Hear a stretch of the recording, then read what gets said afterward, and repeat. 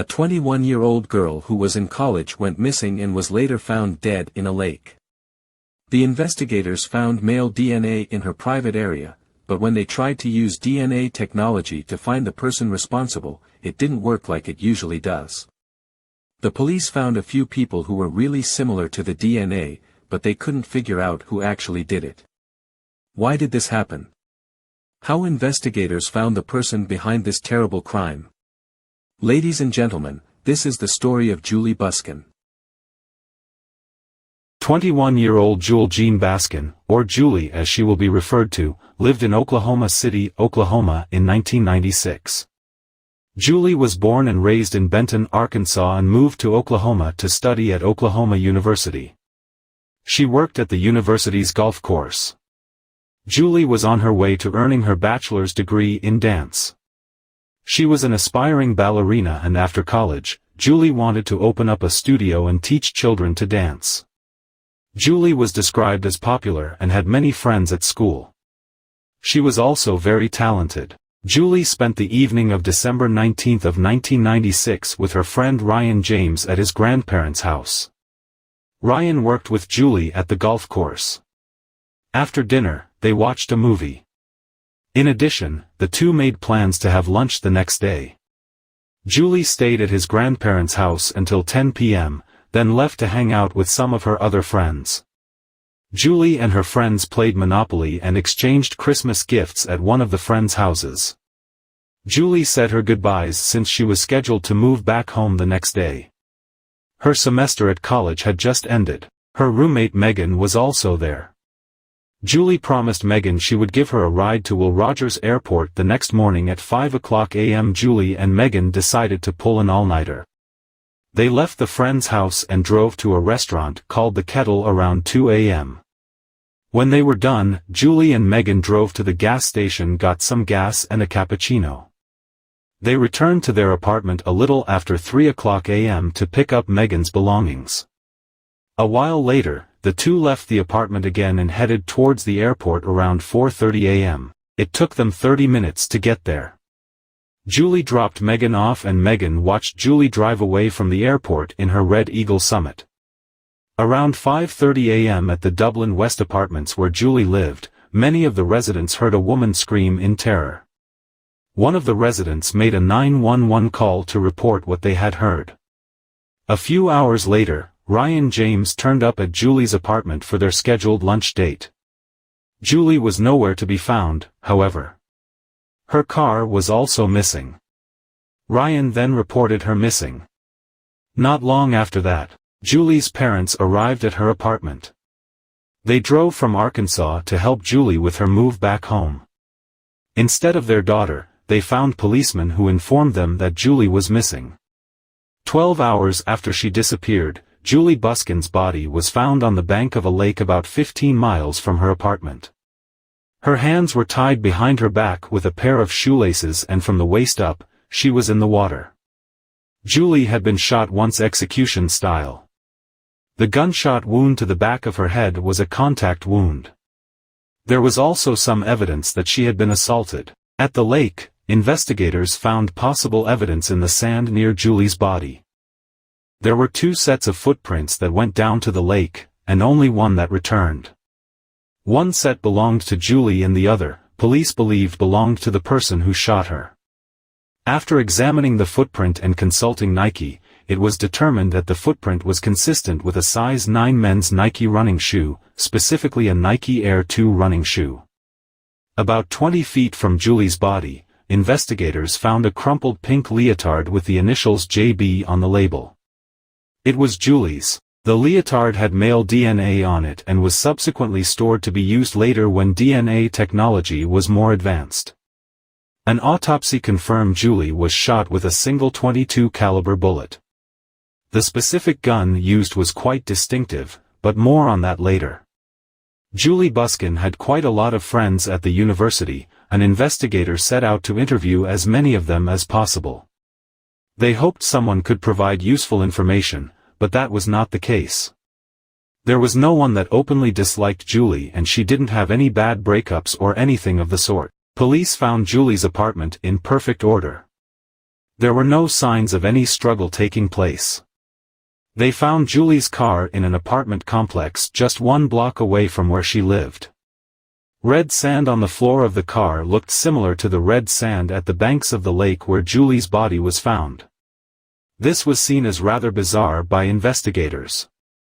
Why would someone abduct Julie, take her life at the lake and then drive her car back to almost the exact location where the abduction took place? Frustratingly, there were no foreign hairs, fibers, or prints in the car.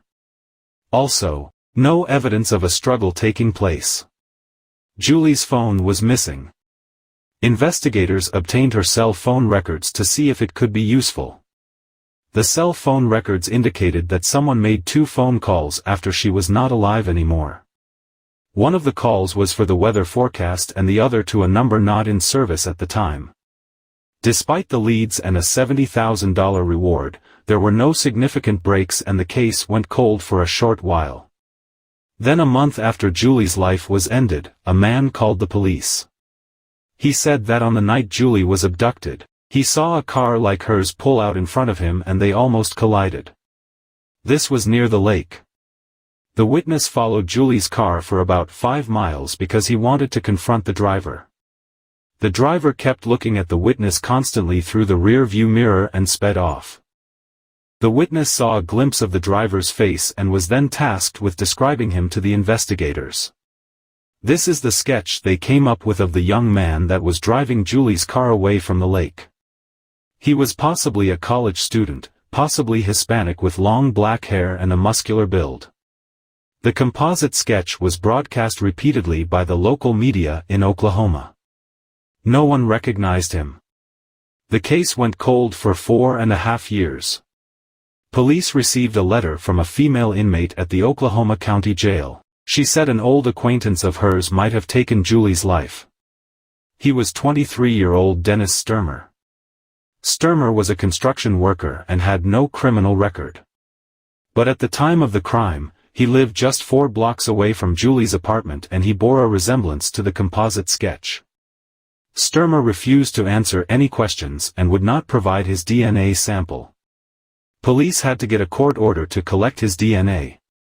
His DNA profile was very, very close to the sample that was taken off the leotard at the crime scene. Very, very close is not a match and he was not considered a suspect anymore. Sturmer's only immediate living male relative was his brother. This had to be him, right? It seemed like the 5-year-old cold case was finally going to be solved.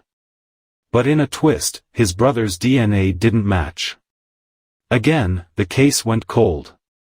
Sadly, Julie's parents had to accept the possibility that they might not live long enough to see justice take place.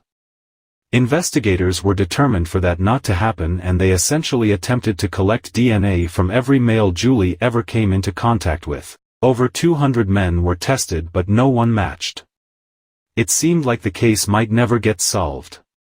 6 years after Julie's life was taken, a man by the name of Anthony Castillo Sanchez was arrested for assaulting his girlfriend.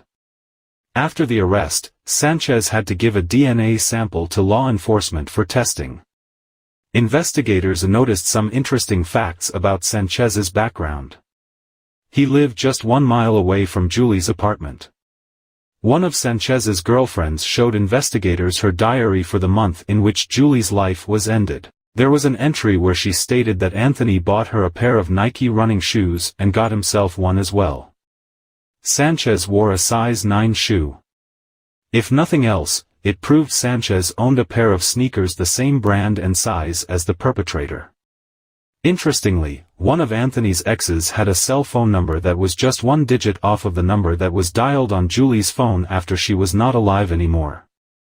It was possible that Sanchez tried to call the ex's number from memory but got 1 digit wrong. Sanchez and his father had an unusual habit of firing .22 caliber guns at the wall inside the house they rented. Investigators collected a bullet from the house. It was determined that the bullet came from the same gun as the one used to shoot Julie. Only 6 companies made .22 caliber guns with the specific grooves found on the bullets. Finally, in 2004, Anthony Sanchez's DNA was compared to the male DNA found on Juli's leotard. It was, of course, a match. Sanchez was only 18 years old at the time of the crime. It is interesting to think about the fact that if he dialed the correct number on Juli's phone, he would have been caught instantly. Anthony Castillo Sanchez was convicted in 2006. It was decided that he was going to pay for the crime with his life. As recent as March of 2023, Sanchez was still challenging his conviction. He claimed it was his father who committed the crime and not him.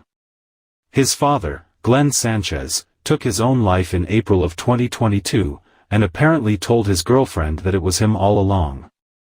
But, investigators already looked at the possibility that the DNA could actually belong to Glenn Sanchez, and it was not the case. The probability of the match being a mistake is 1 in 200 quadrillion for Caucasians, 1 in 20 quintillion for African Americans, and 1 in 94 quadrillion for Southwest Hispanics according to the court documents. Anthony Sanchez was executed on September 21 of 2023.